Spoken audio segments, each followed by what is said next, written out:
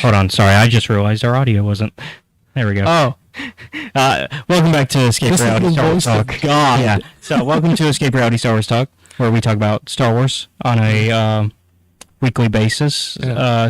We try to go in timeline order, but sometimes we get off track. Sometimes we don't. But now we're finally going back in the order, and I'll let you kind of take it from here of like what we're talking about, our main topic this week. And while I look up a little bit of what we're going to talk on the side, I know we're going to do, besides our main topic, we're going to be doing a quiz. Oh, fuck, not another one. Yeah, we got another quiz. Oh, fuck me up again. So I'll let you kind of take it from here. Yeah. So, oh yeah, in case you don't know us, that might be a good idea, because we are really bad at introducing ourselves. Yeah, so, in case you don't know, I am Caleb. Yes. I'm the main co-host, I guess. I kind of produce it and make sure we know the topics of the week. He basically does everything. He just hands me stuff to read, and I read it. And then I... Yeah, so go ahead and introduce yourself. Pose weird questions. Hello, I'm Seth. My job is to ask questions and sort of bounce things off. It's kind of like a weird game of verbal tennis. So, read the stories. At one point, we tried taking notes, but then we both decided, fuck that, that's too hard, and we don't have the time for it. Yeah, it just doesn't work for us. Yeah. See... It's not a bad idea, it just doesn't work. Just don't do it. Yeah. That's really what it comes down to. For those of you who haven't seen us, we operate. You good? No. And I've already explained why, but yeah. To the audience, I'm very tired. I've had to get up consistently at 3 a.m. for the past 2 weeks. Yeah. And I'm, like, honestly, you could have told me and we could have taken the week, but... No, it's fine. It's just a short story today. It's not just a short story and maybe, like, a little bit of news. Yeah. I'm actually double-checking what news right now. Yeah. And occasionally we'll get, guests on from time to time, but that, so far, seems to be a rarity. Yeah, it's not for lack of trying. No. Well, also in this case, I haven't reached out because they're short stories, and I don't know who, like, specifically is interested in these particular stories to bring on. Like, I could bring people on, but I just don't know who. I know once we get further in the schedule, there's some people I want to reach out to, though. Because we got Lego Star Wars coming up. And we got Queen's Hope coming up, which I know a lot of people who have already read it, so I would like to bring them So there's a lot going on. I just haven't particularly reached out yet. I should. I guess in terms of news, we got one. We had a final trailer for the Lego Star Wars game. Speaking of, which focuses on the villains. Once again, we're already going to play it, so we didn't even watch it because we're already going to play the game. You've already sold us. Man. And then we got an excerpt and a cover look at the upcoming Shadow of the Sith novel, which that looks to be awesome. Here's kind of the cover for you. I see. Yeah. And so it's going to focus on Luke and Lando going on an adventure after the events of Episode 6. And they're dealing with Exegol, the Sith planet from Rise of Skywalker. And they're having to deal with Ochi, the assassin. You remember Ochi because he was in War of the Bounty Hunters. Working with Vader. Oh! Shit, he made it. Yeah.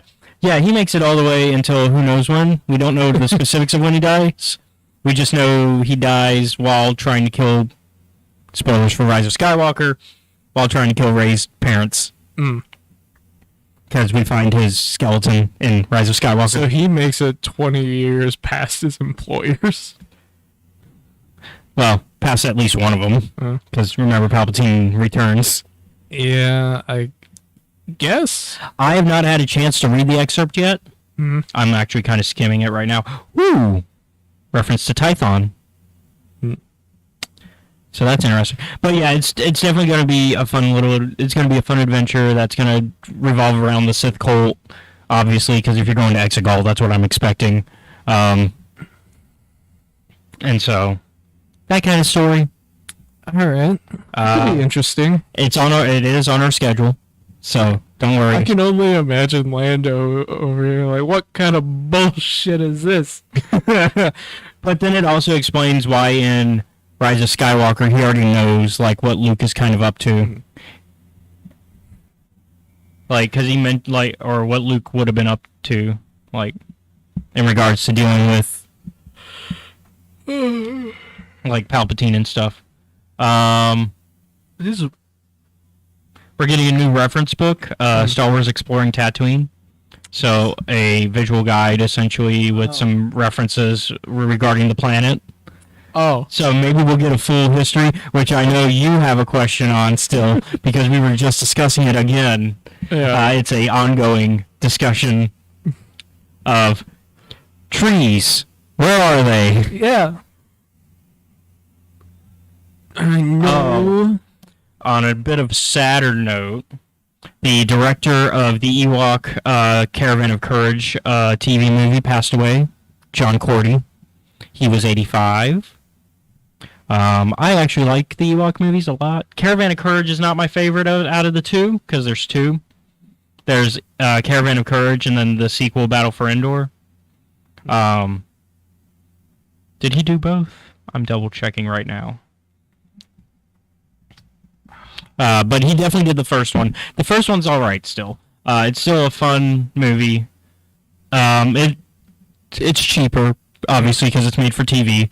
But it was like, it was Star Wars still, and it had your Ewoks that you know and love. Wicket and all those, and Logray and all of them. He only did the first one. But yes. So, what's up? Cal Kestis's lightsaber is now available at Galaxy's Edge. The Jedi from Jedi Fallen Order. Okay, I know who he is. I like the lightsaber's initial design, and then it's broken and busted. I do not like any of the shit you can do with it later in the game. Okay. Well, that's just a personal opinion. Well, you can make the original design now at Galaxy's Edge as your hilt. So there you go. That is nice. However, although you can also get the double. You can also get the double.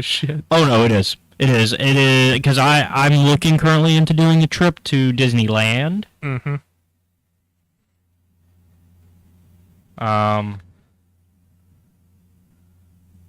Yeah, we should be.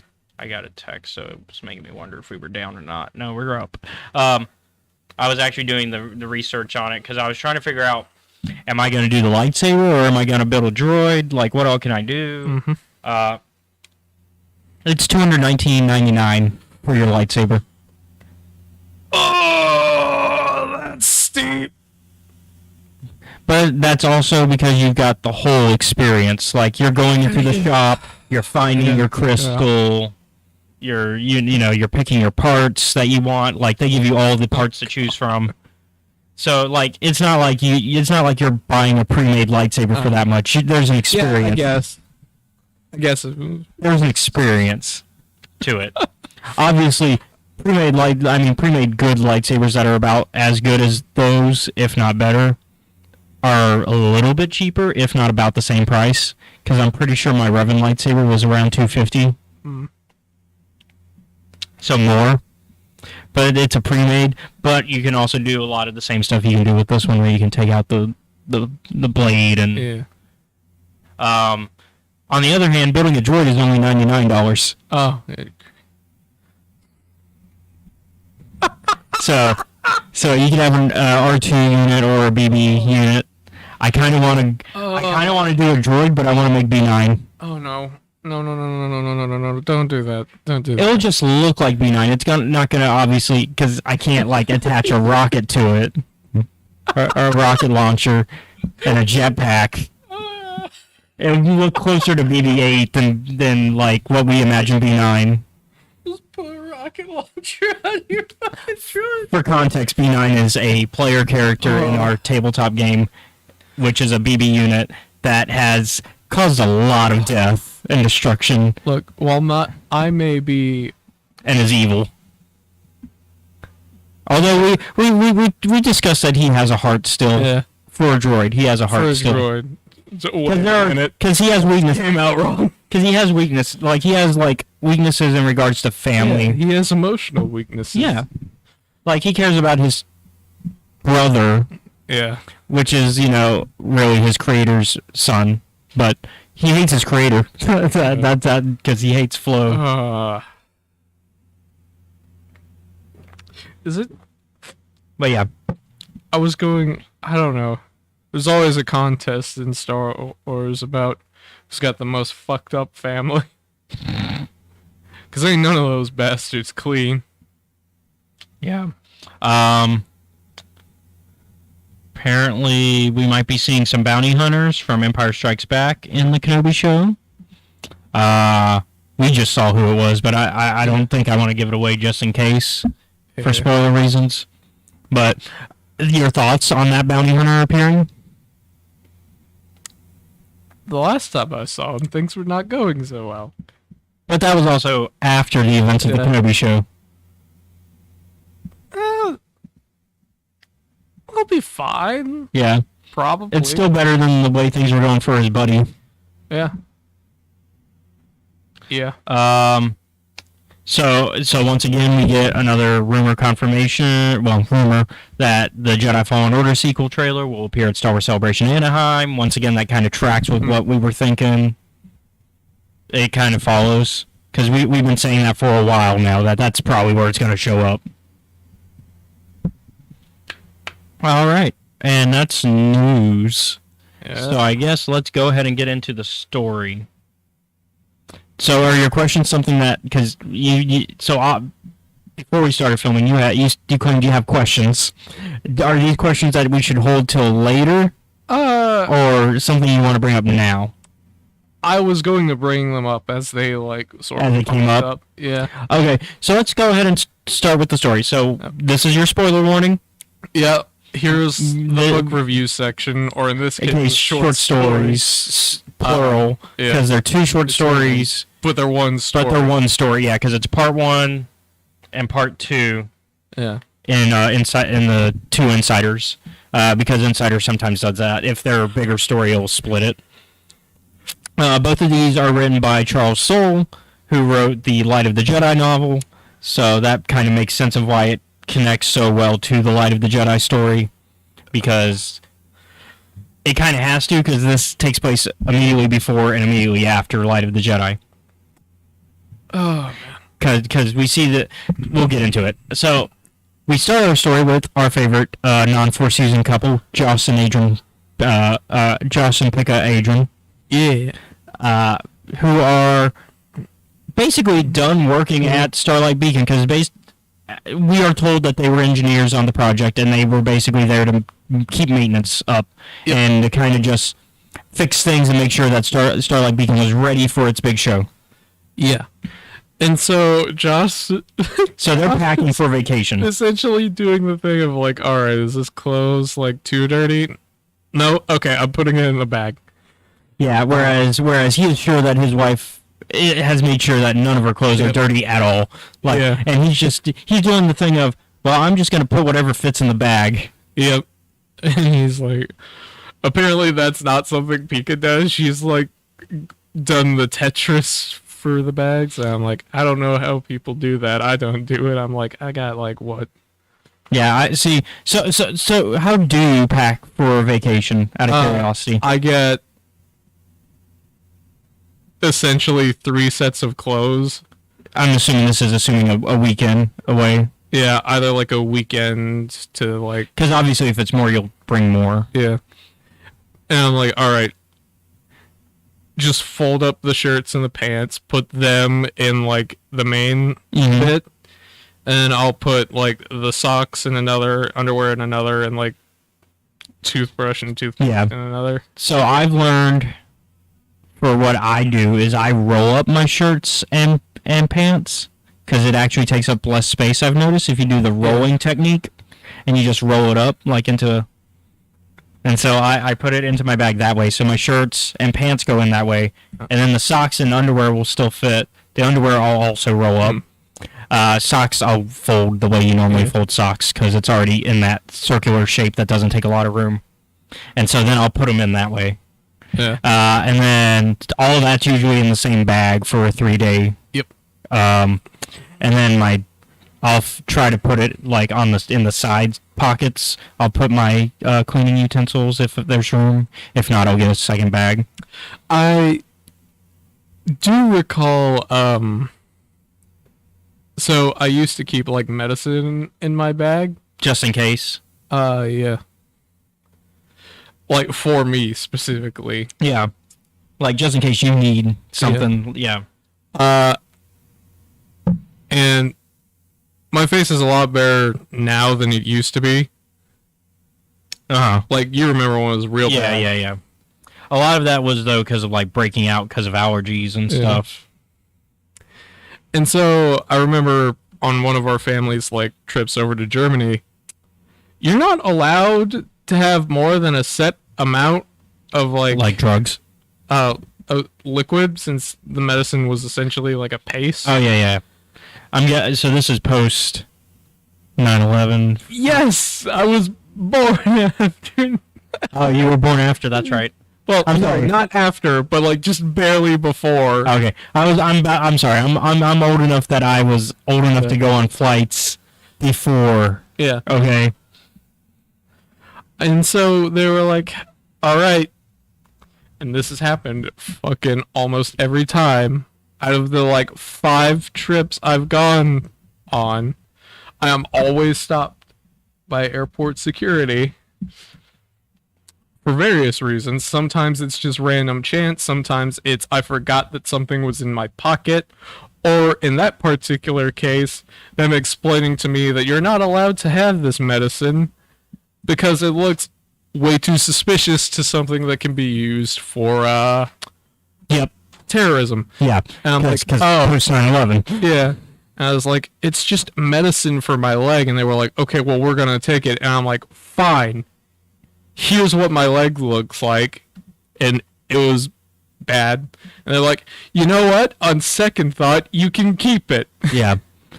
So it's kind of, I guess, move along. But that's not relevant to the story at all. So the TSA is not stopping the Adrians. No, the Adrians are not worried. In fact, no, they're being actually stopped by the Jedi and the Admiral Krenara, who are showing off, because Admiral Krenara is showing off the Starlight Beacon to the Jedi. Yeah.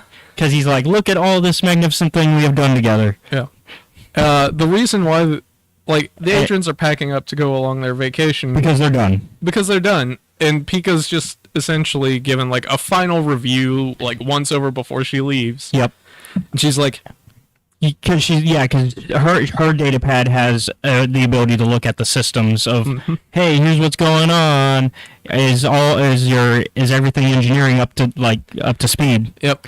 Unfortunately, she notices that there is a tiny issue. It's tiny, but she's like, hey, that's an issue. And because Pika is very observant of that, like, it's not an issue now, and it could be nothing. But we're gonna check it out anyway. Let this be a lesson to you in the future, Jedi. What, to check every small issue? Check every small issue ever.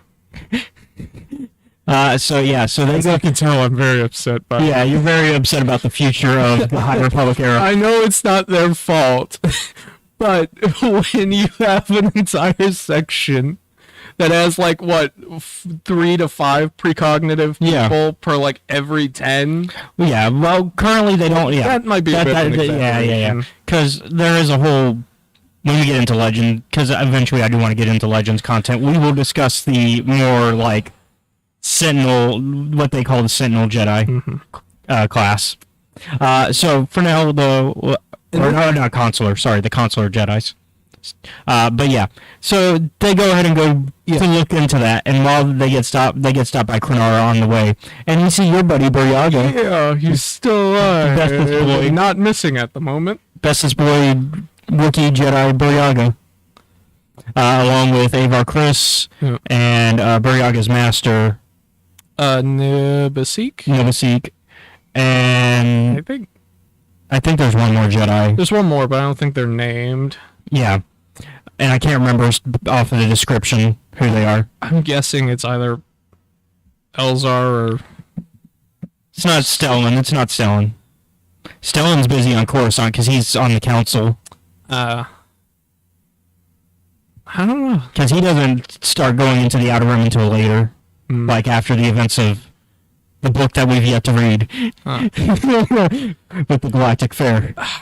To be honest, I feel like it's going to be incredibly, in terms of tragedy, a lot more disappointing. Yeah, like, it's built up at this point, yeah.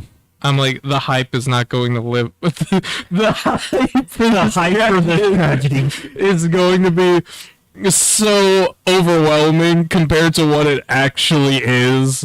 But yeah, so they go to check out the issue, and they find, after, like, basically getting confirmation from Krenara to be like, hey, you could join us since we're also leaving. Yeah.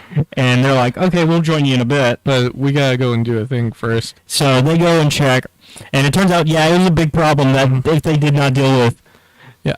So this brings up my first question. So Joss knows how to fix it. Yes. But his arms are too big to reach. So he's like, hey, Pika, can you reach back there and do that for me? Also, be very careful, because if you do it wrong, you will shock your arm. Not just her arm. Her whole body. Good chance she will just die. Yeah, there's a good chance you'll die of being electrocuted. And this brings up my first question about Starlight Beacon. If you all knew this could be a problem, and knew that all you had to do was make an alternate circuit for it to flow through, why didn't you do that before? To be fair, they probably didn't know until then. Well, because sometimes you don't know the problem until it happens. Yes. Then again, Starlight Beacon is supposedly... Starlight Beacon is the Titanic of... Yeah. was supposed to be like a modern miracle of the Republic. Yeah. Well, it's part of Lena So's Great Works projects. Because she's doing this whole Great Works thing. God, I want to be sarcastic, but I can't because I know what happens. But yeah, so... I'm gonna rein that in. So thankfully they managed to fix it. Yeah. And so that's my first question. Why did you guys set it up this way? It probably wasn't like they probably didn't know that it would go this way. But yeah, they fix it. And they're like, okay, cool. Now that Starlight Beacon won't explode because of this one thing. Because it could have exploded. Yep. Apparently. Before day one. of its grand opening. Yep. So they go ahead and join up, back up with Krennar and them, get on a ship, and they're like, all right, time for our vacation. But no, there has to be a problem, because some ship out in the middle of nowhere got blown up in hyperspace, and now its parts are raining down on the planet. Been here for a little bit longer. It's almost like we read about this already. But yeah, no. So the great disaster happens. Yep. And so... And that's actually they get proper title than the disaster at the Republic Fair, because to be honest, you're not going to top the Great Disaster. So the Great Disaster happens. Hetzel Prime calls in a distress beacon, which we see how that happens. And so of course, Admiral Krennar is like, all right, we're going to go this way, and the Adrians are given the choice whether to help or not, because they're like, all hands on deck if you're able to help, and the Adrians are like, yep, we'll help. They're like, we were going to go on our vacation, but we got to do the right thing. We have to help them because it's the right thing to do. And once again, another reason why I love it, the Adrians. Yeah. This also... So that's part one. So that's part one of the story. Yeah. The second question also came up in part one of the story. Okay. And it's one of those real quick flyby lines, and maybe I look too much into stuff in regards to Star Wars sometimes. No, you're good. And it was like...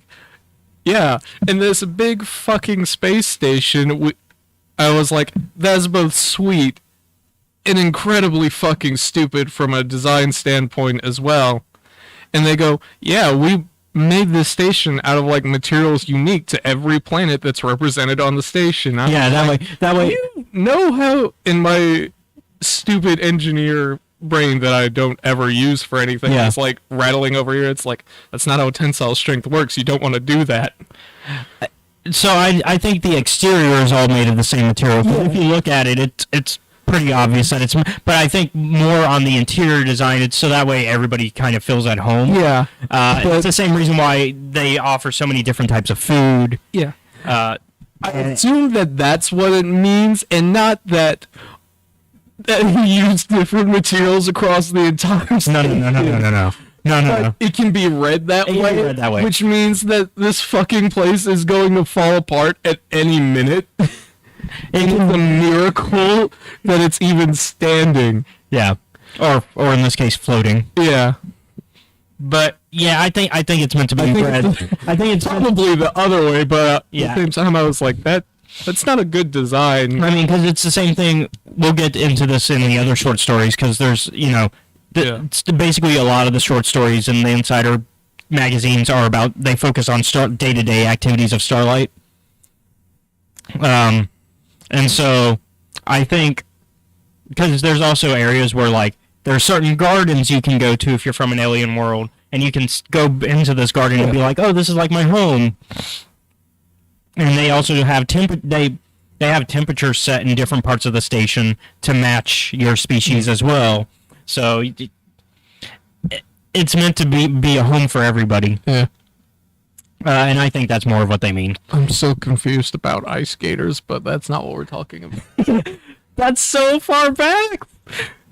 It was last 2 weeks ago. Yeah, 2 weeks ago. That's far back. That is far back, I guess. So those are my two, like, man, Starlight Beacon was fucked from the beginning. So let's go into part two. Yeah. So part two of the story takes place after Light of the Jedi. Mm-hmm. So Joss and Pika Adrian have helped in a lot of battles at this point. Yeah. Because there have been battles against the Nihil now, like actual direct battles. Fucking Nihil. And the Adrians actually are part of this, because if you remember in Light of the Jedi, since it's been a month now, I think, since we've read Light of the Jedi. Yeah. They helped resolve the issue of the Nihil being able to do short hyperspace jumps in combat. Because basically, instead of stopping the hyperspace jumps, the Adrians figured out a way to predict where they would end up. Because they would that is not what they did at all. Specific, so what they did, and I'm like, I don't understand why it was a rule that you guys said it pre-programmed. So what the Adrians did is they just bypassed the like computer is like control over the thrusters.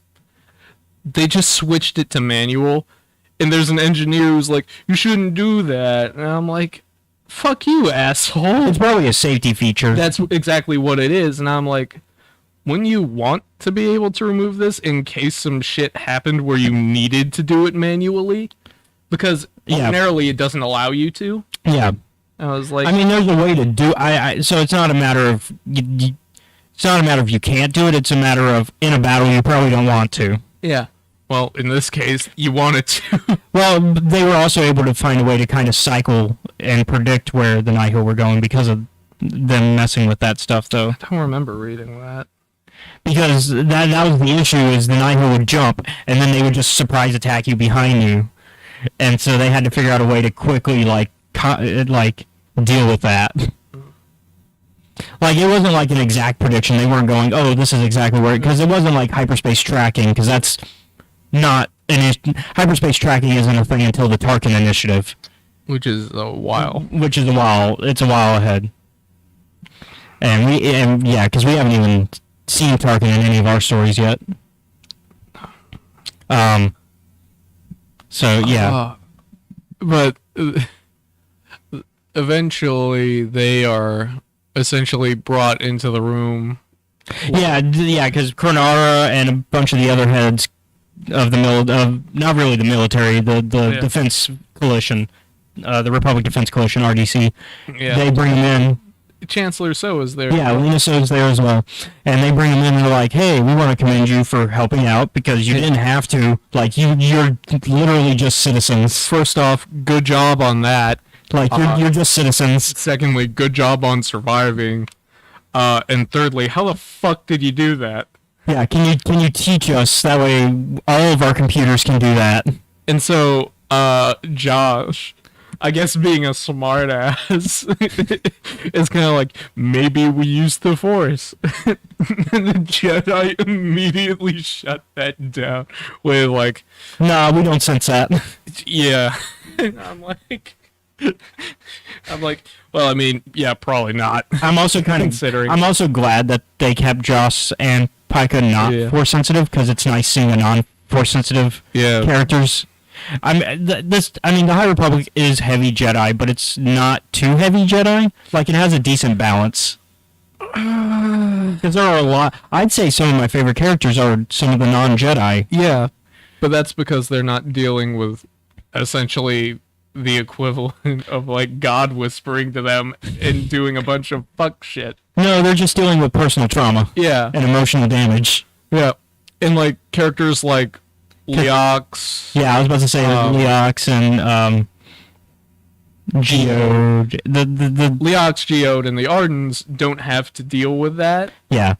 Because they're normal people who actually function. Yeah. Instead, they deal with Rathtars and and asshole rivals who work with the Nihil. And there's Devo, who's, I guess, being paid by whoever. Yeah, Diva's being paid by whoever. Yeah. Which, well, she's a Nihil. Yeah. Diva's a Nihil, and then War of the Bounty Hunters. Then she's paid by whoever. Yeah. But yeah. So yeah, they basically agree to help because they figure, why not? We've already done this much, and also, like, why not? I guess we're just not going to get that vacation. And they're like, actually, no. That's their stipulation. Yeah, they're like, give us our 2-week vacation, and we'll fucking help you with the Nihil problem.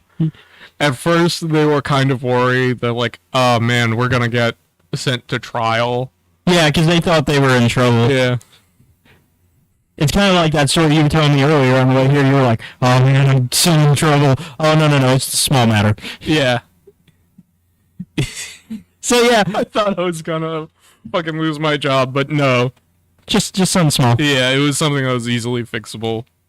But in this case, they basically got a promotion without being part of the military structure, because there is no military structure.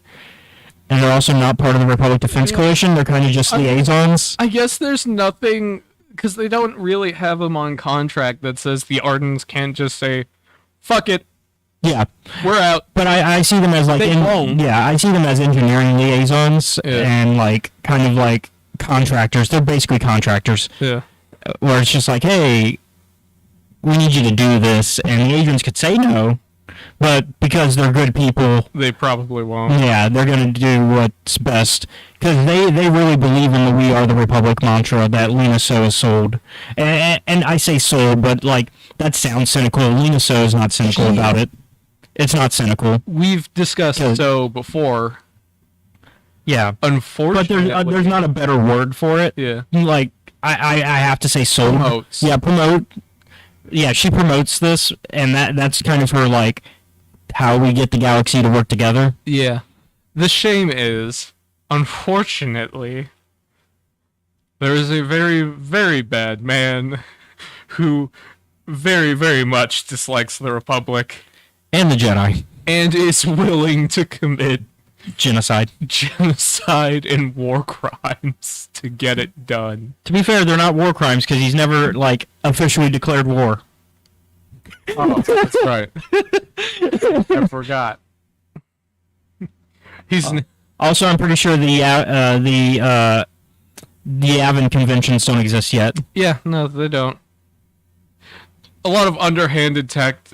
I was reading fucking TV tropes earlier today, and I was looking at the loophole abuse. Yeah. And man, this character uses a lot of them. He's like, it's not written down in the rulebook that I can't do this, and even if it was, I wouldn't pay attention to it. Yeah. So that's part 2, and that's basically the short story. It's a good introduction to these characters. Yeah. Because you get a little bit of them in the novel, because they're not the focus, obviously. Yeah. No. But this is a good quick character look, and I kind of like the short stories for that, because you can go outside of the main novels and be like, oh, I like these characters. Oh, here's more of them. Yeah. There is a... I'm going to talk about this because it also gives me an excuse to talk about my favorite Jedi. Oh. So I remember a while back, I can't remember which book it was in, but Buryaga was there, and it was when they were about to just fucking destroy, like, all these innocent people. Oh, okay, yeah. Yeah, and later on, Buryaga's sort of hanging out. Oh, it's in Live. I think it's Live the Jedi. Yeah. And he's like, I don't really like being here in Jaws. Yeah, it's Live the Jedi. Take a walk over, and they're like, hey, you guys better thank this Wookiee, because if he hadn't, we were going to kill you. Yeah, we were going to blow you all up. We were like seconds away from hitting the buttons. Yeah. Yeah, it's Live the Jedi, because that's during the Great Disaster Rescue at Hetzel. Yeah. Like, that is called giving credit where it's due, and it is appreciated. Yeah, because the agents are not above that. And like, they're like, yeah, we'll admit when we kind of helped out or when we fucked up. Yep. So quiz time. Yep. What's this quiz about? So it's a Jedi Masters quiz. Okay. Let's see. This is in the Jedi. This is in Star Wars Insider 199. Mm-hmm. A Jedi's path does not always conform to the Order's traditions. Rogue Jedi have emerged who have followed the Force in their own unique fashion. What do you think about these independent thinkers? All right. So these are going to be independent thinkers within the Jedi Order, or even outside of it. So we're going to start with the light side. All right. Number 1. So this might even get me. Jedi Knight Nadar Veb placed too much value on matching his enemy's power with his own in a fight with which foe? Admiral Trench, Darth Sidious, General Grievous, and Darth Maul. I'll give you a hint. This is because I do remember this one now. It's in Clone Wars. I don't think you've watched Clone Wars, though. I haven't watched all of Clone Wars. But Nadar is the former apprentice of Kit Fisto. Yeah, the best smile. Because Nadar was a knight at this point. I don't think he would go up. Sorry, what were the... The choices are Admiral Trench, No. Darth Sidious, No. General Grievous, or Darth Maul. I think Maul's a bit out of... No, he's not out of commission, but he's busy pursuing other things. So I'm gonna go with Grievous? Correct. And actually, your logic is, once again, it's kind of off, but it's correct, because Darth Maul is still out of commission because this is season 1 of Clone Wars. Is he still a homeless robot Spider-Man? Yes. He's currently still going crazy. Yeah. I was like, well, you can't outpower Grievous. He's got 4 arms. You're not winning that. Well, also, Nadar was like, I can just be angry and fight this guy. Well, that's not a good plan. Next up, what codename did Ahsoka Tano use when she communicated with the Ghost crew? A. Snips, B. Fulcrum, C. Togruta, or D. Ashla? So this is from Rebels, which you have not watched at all, so... Is it Snips? No. That's Anakin's nickname for her. Damn it. It is Fulcrum. Who gave her that nickname? Bonus round. Oh, I forget that. I forget where Fulcrum... Oh, it's from the Ahsoka novel, isn't it? I forget the name of the character. He is... I've been asked. A show I have not watched. I've been asked. A book I have not read. He is... We'll get to that book, don't worry. We finally see him in the prequel trilogy, but he's played by 2 actors who we don't see until the second movie. Oh. 2 actors in the second... 2 actors in the second movie? No. We don't... I've been asked who gave the nickname. Oh! Duh. It's Jimmy Smith's Bill. Right. We don't see Bale in the first one, but there's a picture of the actor who plays. Yeah, because in the first film they reference him, because they say... There was a scene shot with him. Yeah, because they reference him in the first, like, in the final cut, they reference it, because they're like, oh yeah, he's up for Supreme Chancellor. Right. Bale creates the Fulcrum program. Yeah, that's right. Leia's adoptive father. 3. Who did Quinlan Voss fall in love with during his mission to assassinate Count Dooku? A. Assad Ventress, B. Depa Billaba, C. Ayla Secura, or D. Bo-Katan Kryze? Respectfully, I don't think Bo-Katan seems the loving type. I think she could have a relationship, but not with Quinlan Voss. Not with a Jedi. I would love to see that relationship, though, of her with a Jedi. It would be hilarious. I don't think it's Ventress, because I don't think she loves many things besides power.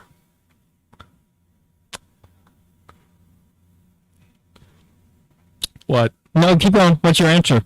So you said no Bo-Katan. So the other answers are Depa Billaba or Ayla Secura.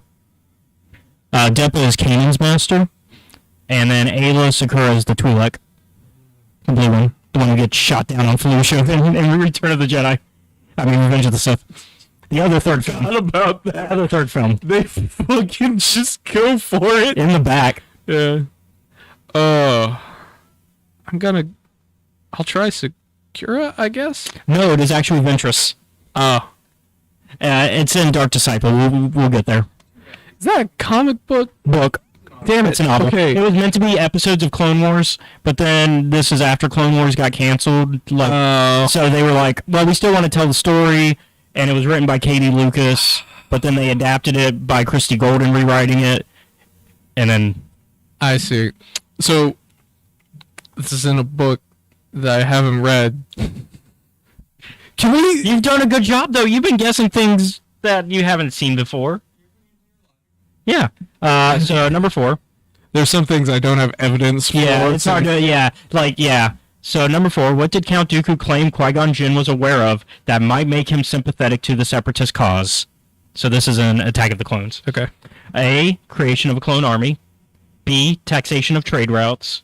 C, corruption in the Senate. Or D, Obi-Wan Kenobi's feelings for Satine Kryze. Well, he never said shit about Obi-Wan's feelings for Satine. Since that wasn't resolved yet. So that's the later plot point. Yeah. I think it's the corruption in the Senate. It is. Because he directly tells him, hey, the Senate is corrupt as shit, man. He directly tells him it's, in fact, being led by a Sith Lord. Yeah. I guess that counts as their evidence that Palpatine is the Sith Lord, but I wouldn't. I don't think that's possible. Yeah, I was about to say Dooku's not exactly the most reliable of cases at this point. I also am curious if there's a separation of church and state. It's a discussion I've had with some people in Discord, especially regarding the Jedi. I don't think there's a separation of church and state in the Star Wars universe because the Jedi are forced to operate as, like, basically police for the Republic. They are basically police for a while. I think the Nihil problem is what pushes them into... Yeah, the Nihil problem. Yeah, the Nihil problem definitely leads to this closer cohesion with the Republic and the Jedi. Yeah. Even though they shouldn't be, but... I would argue that the Jedi shouldn't be taking any sides when it comes to, like, say, the Clone Wars. They shouldn't have been involved. They should have been, like, we're going to negotiate both sides. But because of them being so close to the Republic, they had to pick a side. Because... Yeah, by then they are the Republic, yeah. Yeah. Number 5. Which object introduced Ezra Bridger to knowledge forbidden by the Jedi?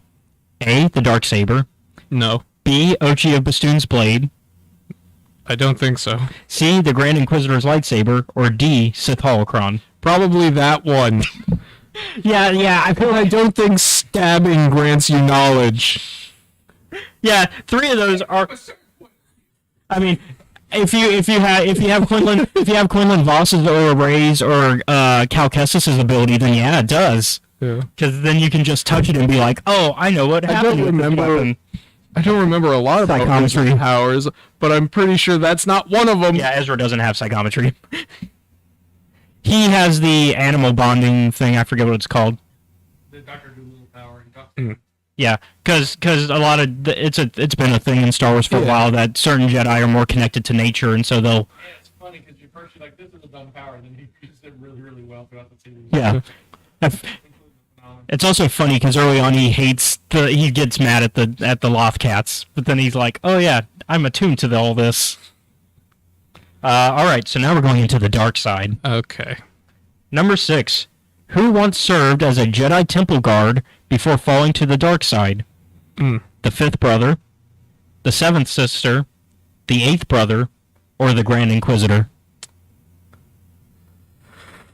Oh, this is some rebel shit. Yeah, and they're all Inquisitors.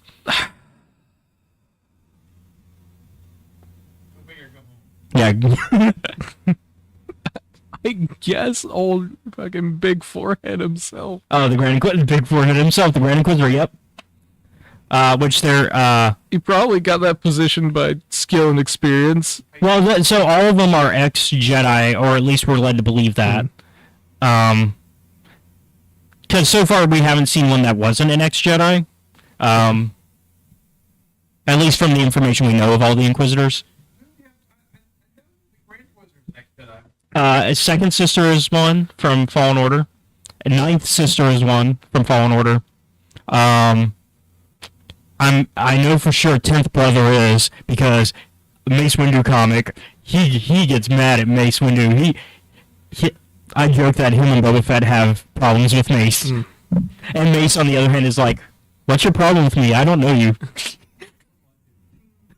But yeah, Grand Inquisitor. I guess it's good that Boba eventually let that shit go.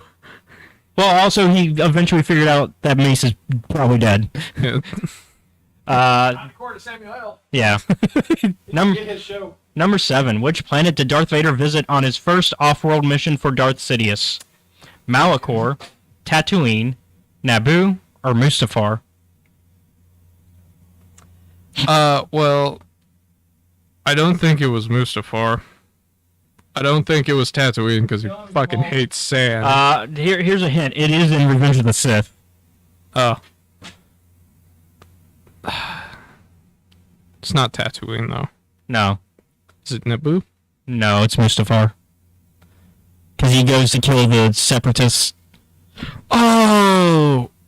I see. Okay, I see. His first off-world mission as Darth Vader. I was confused because You were thinking something after Revenge of the Sith. Yeah. No. Yeah. His first off-world mission Yep, as Darth Vader. Yeah, because he was on Coruscant most of the time as Vader, and then in Revenge, and then he's like, hey, go to Mustafar to go kill these guys. In the war. Considered that a separate Yeah. thing, but no, you're right. It is the first thing he does is Darth Vader.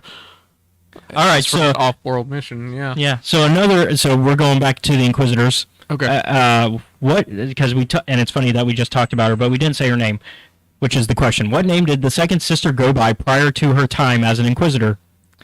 Eno Cordova, Trilla Sudori, Seer Junda, or Luminara Unduli? It's Trilla, isn't it? Yep, it's Trilla. I know. Everybody loves Trilla. I do. I like that. Ooh, Trilla. Yeah. I wish things could have worked out better, but you made your fucking choices, lady. At least at the end, she did the right thing. Yeah. Speaking of characters though who did not do the right thing, what did Barriss Offee's delusionment cause her to do? A. Destroy a Republic cruiser. B. Flee to Dathomir. C. Attack the Jedi Temple. Or D. Murder her master. This is Clone Wars. Barriss Offee? Yeah.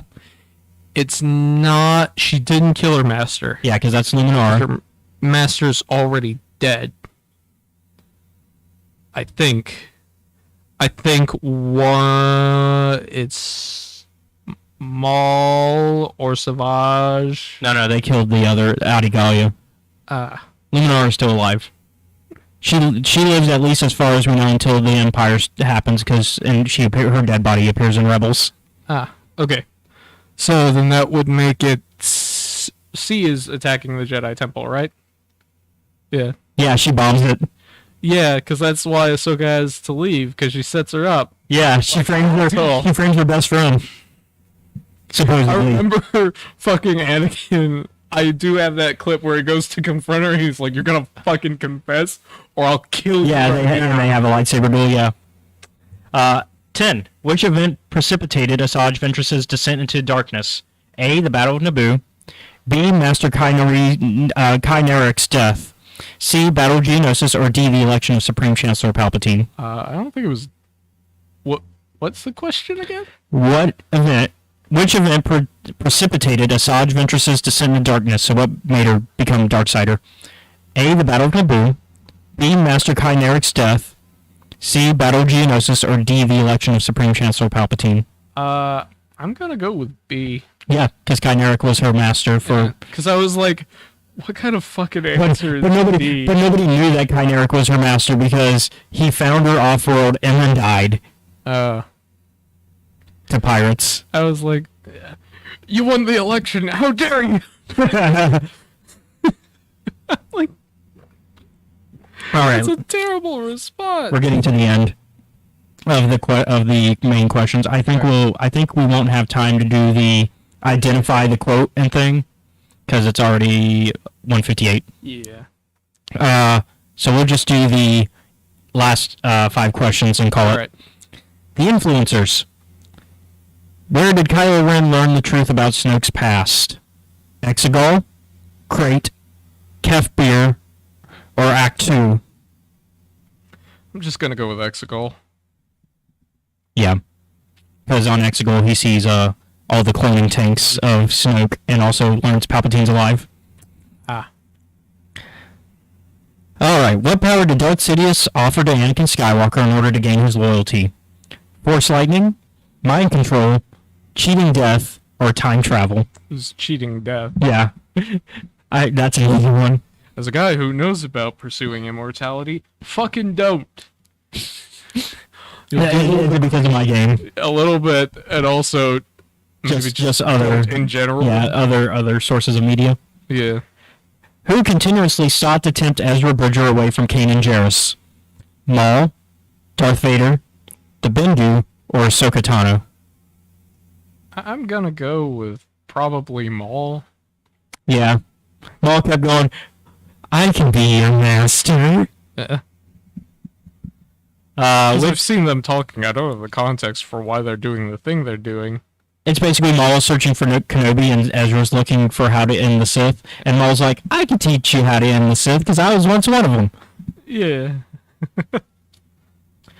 Which group eventually received Ahsoka Tano's support after she left the Jedi Order? The Night Sisters, the Empire, the Rebel Alliance, or the Sith? I feel like it might be the Rebel Alliance. Yeah, that one was a giveaway. I don't think the Night Sisters are taking new members.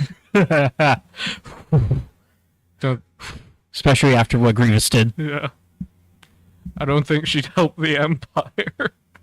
In what star system were Anakin Skywalker and Ben Solo both redeemed? Tatooine, Endor, Jakku, or Coruscant? I feel like it's either Endor or Jakku. What star system were Anakin Skywalker and Ben Solo both redeemed? Okay, what was it? Tatooine, Endor, Jakku, or Coruscant? Endor's a moon, right? Yes, but I'm not going to say anything. Obviously, there are other planets surrounding it. Because it is, and obviously we're talking about the star system, so it doesn't have to be specifically the planet that's named here. Jakku's not a star system either, is it? But it's in the star, like we're talking about the star system Jakku sits in. Yeah. So it's a planet. We're just naming the planets, but we're talking about the star systems that they inhabit. Fuck it, I'll just go with Endor. You're correct, because it's so Anakin is redeemed above Endor because he's in the Death Star. Yeah. And then Ben is redeemed at Kef Bur, I think is the name of the planet, which is one of the planets inhabiting the same system. Actually, it's another moon of the Endor system. So the Endor system doesn't have planets; it's just a bunch of moons. But it's another moon in that system. All right, so I'm gonna tally up what we got. So you got 6, 7, 8, 9. Can we not count the ones that I don't have information and prior knowledge for? So you've actually done pretty well so far because I've counted 10 you've gotten right out of the 15 so far. 11, 12. You got 12 out of 15. Okay, that's passing. It's like a C. I'll take it. Pretty sure it's more than that. I'm not a mathematician though. It's an 80, so it's a B. Yeah, okay, I'll take it. It's barely a B, but it's a B. It's a B. It's a B, and that's what matters. Yeah. B as in best. It was your best try. In that case, we will say that out of the... Yeah. So did you stick to the path of a Jedi or fall to the dark side? You have taken your first steps from a certain point of view. So you got the second best out of the... Because it's worst, second best, and then the best you could do. So yeah.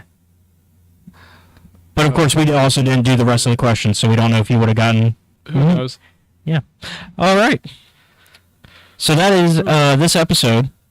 Yeah. Next week, we are going to discuss the next couple of short stories, which are, once again, it's a combination of one short story in 2 parts. The next one is called it's another Starlight collection. It is Starlight... Who we focusing on? First Duty, Starlight First Duty. And we will be focusing on well, we're going to see the people that run it on a day-to-day basis, so the people in charge of it after it's officially, because obviously by the end of this last short story that we just finished, Starlight Beacon's open. So now we got to see how day-to-day operations go. Man. Which means, and also, we're only a few weeks away from Queen's Hope's release, which means I need to figure out who I want to get to talk about that. Yeah. But thank you guys for watching another episode of Escape Reality Star Wars Talk. If you would like, if you're watching on YouTube, be sure to like and subscribe to the channel. Leave a comment. You can check out our Patreon, which is linked down below, where you can watch our content a week before it's uploaded to YouTube. With the second tier and with the first tier, you can hang out with us in Discord. Yeah. The Discord just got bigger because we have a lot of people in there. A lot of new people showed up. Yeah, some of my friends from other Discords, where we've just been hanging out playing video games. Lately they dragged me into Fortnite. Oh boy. But there's no building, so I'm kind of okay with that. Like, there's no building currently. Once building comes back, then I'm gonna get. You're like, nope, I'm out. Well, I'm not gonna get out, but I'm gonna be like struggling. Yeah. I'm gonna struggle. And so we've just been hanging out. I think I kind of want to do a movie night as well, because I know somebody that's joined has not seen Solo yet, and so that'd be fun is to watch Solo for the first time because it's a fun movie. Yeah, it's a fun movie. I think they said it's the only Star Wars movie they haven't watched, so. And then you can also, if you're watching us on Twitch, so if you're watching us on Twitch and you want to check out our YouTube, it's youtube.com/EscapeRealityFilms. If you want to find us on Twitch, it's twitch.tv/CJStarWars94, where we do broadcast the podcast, but we also play video games live on Twitch. That's where you can watch me. Probably you can watch me play Fortnite maybe if I decide to stream it. But currently I'm doing Elden Ring. And that's been a thing.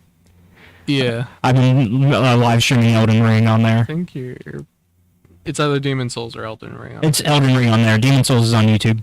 Okay. Elden Ring is on Twitch. Demon Souls is on YouTube. Because I was like, that's not what that game looks like. Yep. And then, if you're watching on Twitch, feel free to subscribe and follow, which we got our first subscriber recently. So that's good.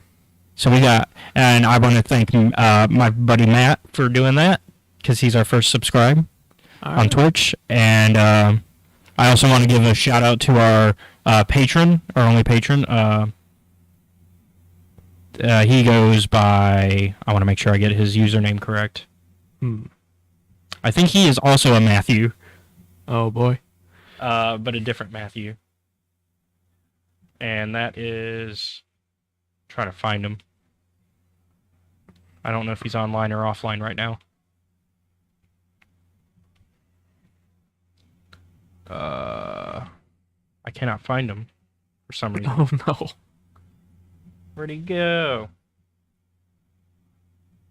Hold on, I know where to find him. Because I've been playing D&D with him, so I know where to find him. We've got to be somewhere, right?